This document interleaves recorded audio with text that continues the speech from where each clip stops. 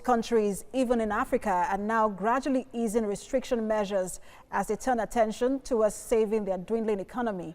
And joining me to discuss this is a senior clinical lecturer at University of Exeter, Dr. Bharat Pakania. Good to have you join us, Dr. Bharat. And now we know that the World Health Organization has predicted that Africa could become the next epicenter of this virus with over 190,000 deaths. And yes, we're seeing a lot of countries in Africa ease their lockdown. Does this pose any problem? I think I'm very concerned about Africa because if we have a runaway infection in Africa, it will generate a lot of cases and a lot of uncontrolled cases. And when you have a lot of uncontrolled cases, it is inevitable that you may have a lot of circulation for a long time, and maybe it becomes a permanent infection, not only for Africa, but for global world. But there is also a challenge when it comes to the economy. Like you know, a lot of people are battling between saving lives and livelihood. So what is the balance between this when people are trying to say, look, let's look at the science of this, but let's also look at the economy? I agree, and this is desperate times, but my control science tells me if you act hard, if you act fast, if you act immediately, if you do the right things immediately and in a big scale, you will recover faster.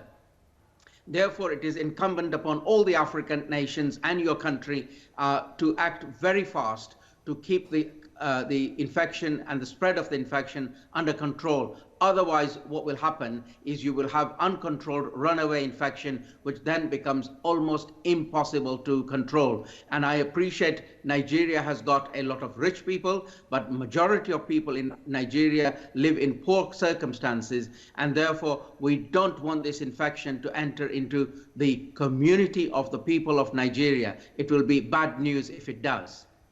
So we're beginning to see that community infection in Nigeria. In fact, we're at the community transmission phase in Nigeria and some other countries in Africa. So what is the right response at this time?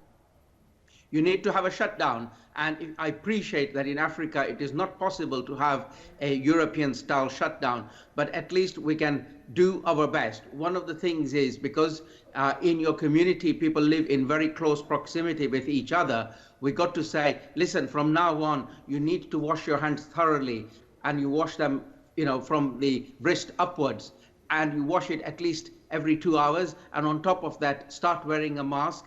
And on top of that, if you are at all ill, stop circulating and get out of circulation, and tell all the people that you have been in touch with to also get out of circulation. We need to do this. If the government doesn't do it for you, you've got to do it for your own people and yourselves. This is very important. So small businesses at the center of this this whole chaos, economic chaos coming from this outbreak, what can be done to ensure that the smaller businesses are sustained? Well, as long as you operate safely, then there is no telling that you cannot operate. But what you've got to do is make sure that the people who are running the small businesses are not exposed to risk of infection, because Nigeria does need the small businesses to run, because a lot of people live on their daily bread. And therefore, the model that we adopt from European nations cannot apply to Nigeria.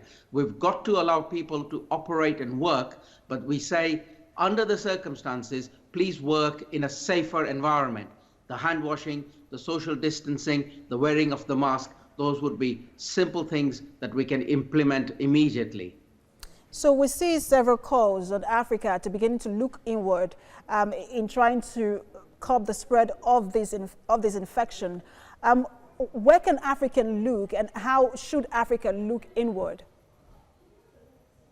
We need to help our fellow brothers and sisters in Africa. Africa may start looking inwards and controlling its own borders, but also we need to make sure that we supply help, logistics, and other expertise from the richer Western nations, because this is the time in our own self-interest to also help Africa and other poorer nations, where if the infection becomes widespread, we will all suffer as a result.